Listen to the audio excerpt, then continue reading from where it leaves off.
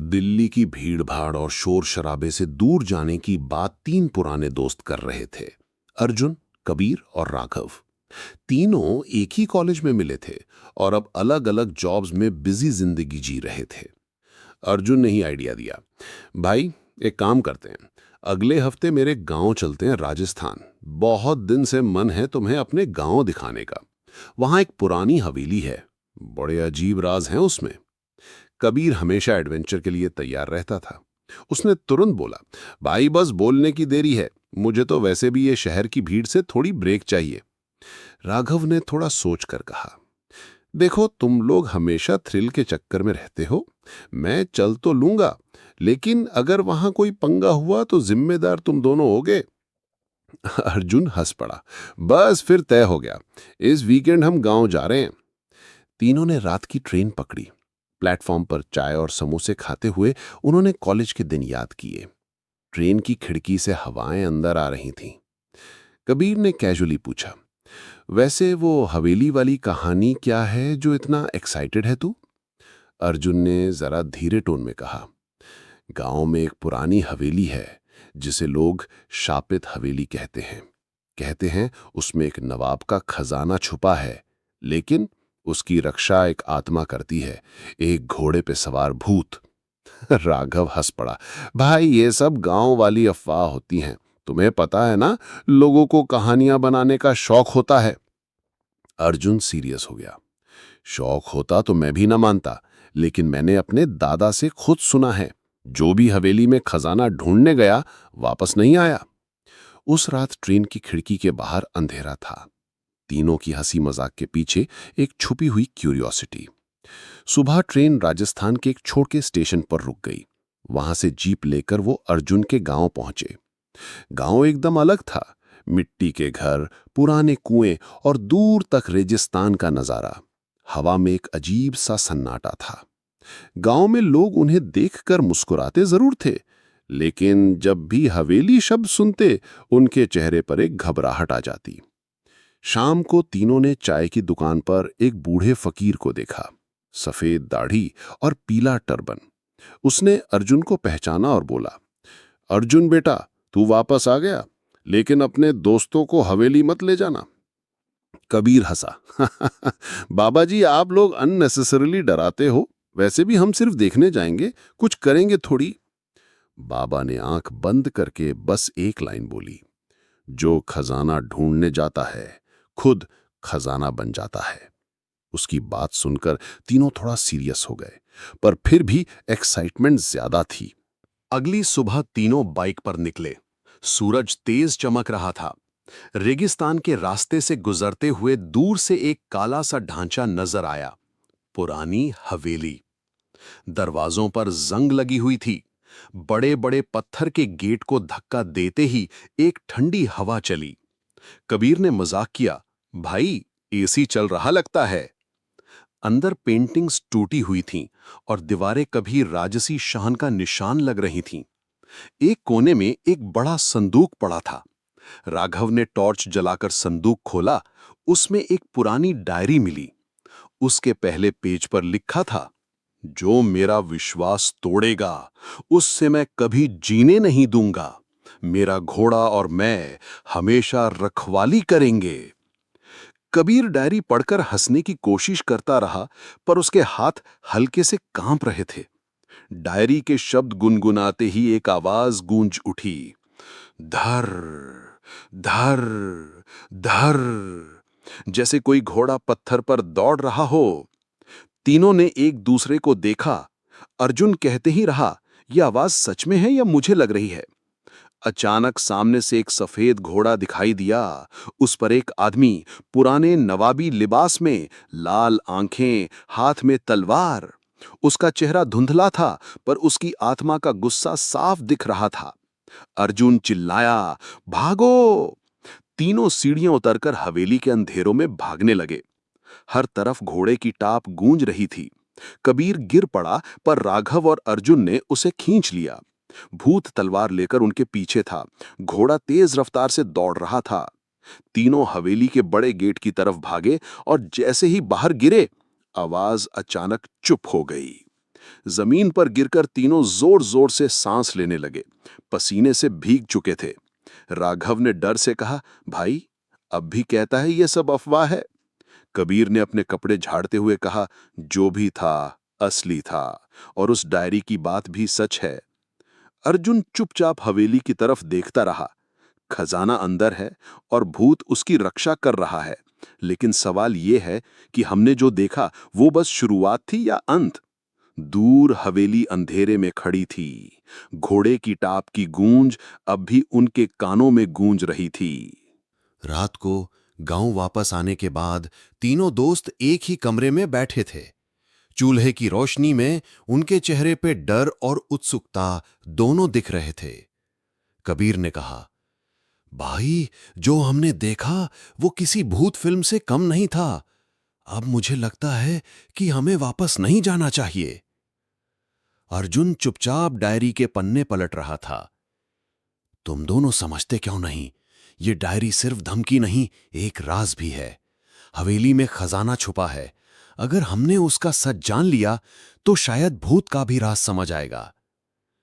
राघव ने भी हां में हां मिलाई। डर लगता है, पर क्यूरियोसिटी ज्यादा है। जो कुछ भी हो, कल सुबह हम फिर जाएंगे। अगली सुबह तीनों टॉर्चेस और डंडे लेकर वापस हवेली में गए। दरवाजा फिर वही ठंडी हवा के साथ खुला। इस बार उन्होंने अंधेरों में एक पुरानी सीढ़ी देखी जो नीचे तहखाने की तरफ जा रही थी। नीचे उतरते ही हवा और ठंडी और भारी लगने लगी। दीवार पर पुराने चिन्ह गने थे। कबीर ने टॉर्च से देखा, एक जगह घोड़े की मूर्ति बनी थी और नीचे लिखा था, मेरी वफादारी हमेशा अमर रहेगी। जो मेरा खजाना छुएगा वो घोड़े की ताप से मिट जाएगा। तहखाने में उन्हें एक बड़ा संदूक मिला, सोने के सिक्के, एक तलवार और एक मुकुट। कबीर ने एक सिक्का उठा लिया और मुस्कुराया। देखा, खजाना असली है। जैसे ही सिक्का कबीर के हाथ में आया, वैसे ही तहखाने में धर धर धर की गूंज होने लगी। आवाज पहले हल्की थी, फिर तेज होती गई। अर्जुन ने चिल्लाकर कहा, रख दो सिक्का कबीर, ये सब इसी वजह से हो रहा है। लेकिन तभी एक जोर का झटका लगा और संदूक खुद ही बंद हो गया। तहखाने के एक कोने में लाल रोशनी उभरने लगी। उस रोशनी से वही घोड़े वाला भूत सामने आया। उसका चेहरा और भी ज्यादा खौफनाक लग रहा था, जैसे इस बार वो छोड़ने नहीं आया। उसने तलवार हवा में घुमाई और एक गरजती आवाज निकाली, मेरा खजाना कोई नहीं ले जा सकता। घोड़ा सीढ़ियों पर दौड़ता हुआ उनकी तरफ आने लगा। तीनों भागने लगे। राघव ने एक पुरानी दीवार पे जोर से धक्का दिया और एक सुरंग जैसे रास्ता मिल गया। तीनों उसमें घुस गए। घोड़ा सुरंग के मुहाने तक आया, पर अंदर नहीं घुस सका, लेकिन उसकी ताप की आवाज सुरंग के अंदर भी गूंज रही थी। सुरंग के दूसरे तरफ निकलकर तीनों मिट्टी और पत्थर में लथपथ हो गए। बाहर निकलते ही सूरज ढल रहा था। अर्जुन ने कहा, अब तो कंफर्म है, खजाना असली है और भूत उसका रक्षक है। कबीर ने हाथ झाड़ते हुए कहा, पर भूत ने एक बात क्लियर कर दी है, वो हमें मारने से पीछे नहीं हटेगा। गांव लौटने पर बूढ़ा फकीर फिर मिला। उसने उनकी हालत देखकर कहा, समझे अब, वो सिर्फ भूत नहीं, एक श्रापित राजा है। अपने वफादार घोड़े के साथ उसने मौत पाई थी। उसकी आत्मा तब तक मुक्ति नहीं पाएगी जब तक कोई उसका खजाना लेने की कोशिश करेगा। राघव ने गुस्से में पूछा, पर बाबा, फिर हवेली खुली क्यों है? उस खजाने को बंद क्यों नहीं कर देते?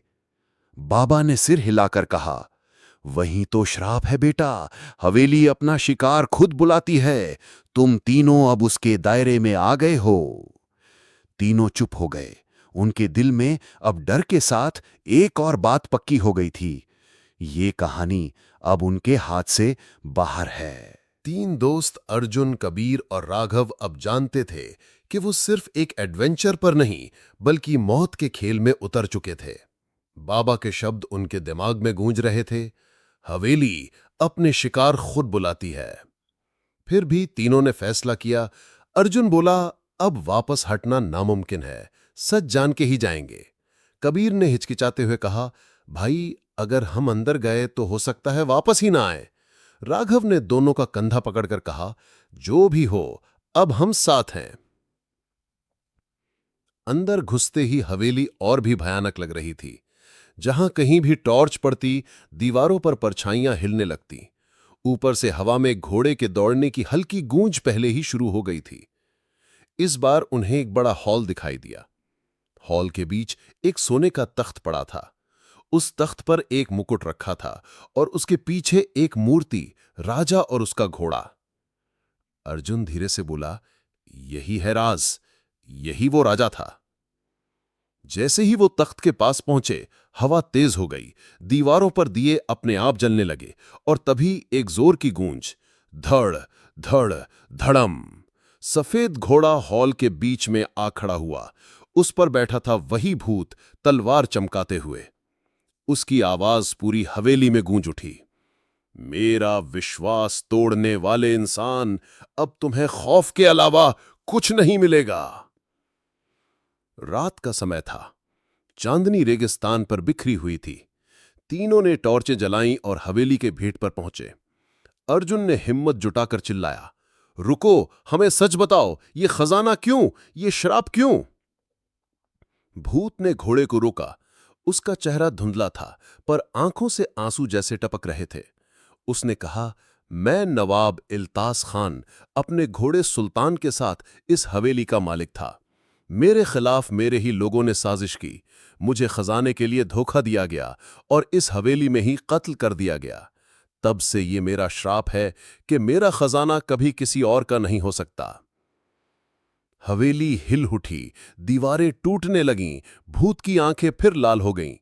जो भी मेरा खजाना छुएगा, वो हमेशा के लिए यहां का हो जाएगा। तलवार तेज हवा चीर रही थी। घोड़ा गुस्से से हॉल में दौड़ रहा था। कबीर ने डर के मारे मुकुट पकड़ लिया और भाग उठा।